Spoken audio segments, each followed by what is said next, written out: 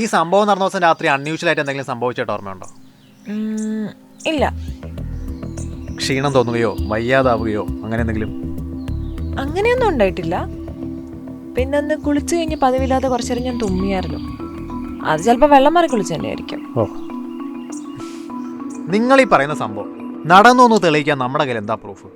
നിങ്ങൾ പറഞ്ഞു, ഞാൻ വിശ്വസിച്ചു, അല്ലാതെ എന്താ? അല്ല, അന്ന് ചത്തു വീണ പക്ഷികളെ നമ്മൾ കുഴിച്ചിട്ടില്ലേ? അതെ. പക്ഷികൾ അങ്ങനെ വെറുതെ ചാവില്ലല്ലോ, അതൊരു തെളിവല്ലേ? എക്സാക്ട്ലി, ആകെ നമ്മുടെ കയ്യിലുള്ള തെളിവ്. പക്ഷികളെ കുഴിച്ചിട്ട സ്ഥലം ഞാൻ പോയി നോക്കിയായിരുന്നു. നമ്മൾ മനുഷ്യന്മാരെ പോലെ അല്ല പക്ഷികൾ. എന്തെങ്കിലും വിഷാംശം ഉള്ളിൽ ചെന്ന് കഴിഞ്ഞാൽ അതിൻ്റെ തൂവല്ലും ബോഡിയിലൊക്കെ അത് കാണാൻ പറ്റും. അങ്ങനെ ഒരുപാട് ആ പക്ഷികളിൽ ഞാൻ കണ്ടിരുന്നു. എനിക്ക് അങ്ങനെയാണ് തോന്നിയത്. അങ്ങനെയാണെങ്കിൽ ആ വിഷാംശം നിങ്ങളുടെ ഉള്ളിലും പോയതായിട്ട് ഞാൻ കരുതുന്നു. അതിൻ്റെ ഫലമായിട്ടുണ്ടായ ഹാലൂസിനേഷനാണ് വർഷയ്ക്കുണ്ടായതെങ്കിലും? ഇല്ലില്ല, അത് ഹാലൂസിനേഷൻ ഒന്നും അല്ല, ഞാൻ ശരിക്കും കണ്ടത് തന്നെ. ശരി, ഇനി എന്തെങ്കിലും ഫിയർ ഇൻഡ്യൂസിങ് ഡ്രഗ് ആണെങ്കിലും? അല്ല, അങ്ങനെയാണെങ്കിൽ അത് എനിക്ക് സംഭവിക്കണ്ടേ? എടാ, ഈ ഡ്രഗൊക്കെ ഓരോ ബോഡിയിൽ വർക്കാവുന്ന ഓരോ രീതിക്കാണ്. എടാ, അങ്ങനെ വരെ ഞങ്ങൾ പുറത്തുനിന്നൊന്നും കഴിക്കാറില്ലല്ലോ, ഇവിടെ കുക്ക് ചെയ്ത് കഴിക്കല്ലേ. പുറത്തുനിന്ന് കഴിക്കാറുണ്ടല്ലോ. എന്ത്? ഈ ടാങ്ക് ഞാൻ പരിശോധിച്ചപ്പോൾ അതിനുള്ളിൽ ചില നിറവ്യത്യാസങ്ങളുണ്ടായിരുന്നു. അങ്ങനെയാണെങ്കിൽ ഈ അടുത്ത് വളരെ ഡേഞ്ചറസ് അല്ലാത്ത എന്തോ ഒരു കെമിക്കൽ നിങ്ങളുടെ ഉള്ളിൽ പോയിട്ടുണ്ടാകാം. അത് ചിലപ്പോൾ ഈ സംഭവം നടന്ന ദിവസം തന്നെ ആയിരിക്കാം. അപ്പോൾ ഈ പക്ഷികൾ ചത്തതോ?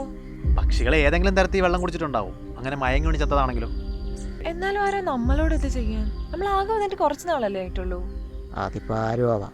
നമ്മൾ ഈ വീട് വാങ്ങി ഇഷ്ടപ്പെടാത്ത ആരും ഉണ്ടാവും. അതല്ലെങ്കിൽ നിങ്ങൾ ഈ വീട് വാങ്ങിയില്ലേ, ജേക്കബ്? ജോസഫ്. ജോസഫ്, അയാളും ആവാലോ. വീട് വെക്കുന്നു, വീട് വാങ്ങിയവരെ പേടിപ്പിക്കുന്നു, എന്നിട്ട് വീട് വാങ്ങിയവർ പകുതി പൈസയ്ക്ക് വീടും തിരിച്ച് വിറ്റിട്ട് എങ്ങോട്ടെങ്കിലും ഓടുന്നു. നല്ല ബിസിനസ് അല്ലേ?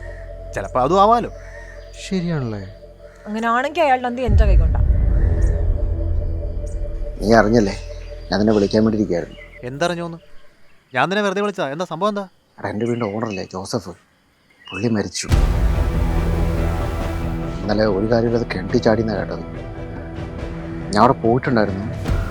കണ്ണൊക്കെ തള്ളി, മുഖമൊക്കെ വിളറി വെളുത്ത്, എന്തോ കൊണ്ട് പേടിച്ചു പോലും. എടാ, ഇനി വർഷം കണ്ടു തന്നെ ആയിരിക്കും പുള്ളിയും കണ്ടിട്ടുണ്ടാവുക.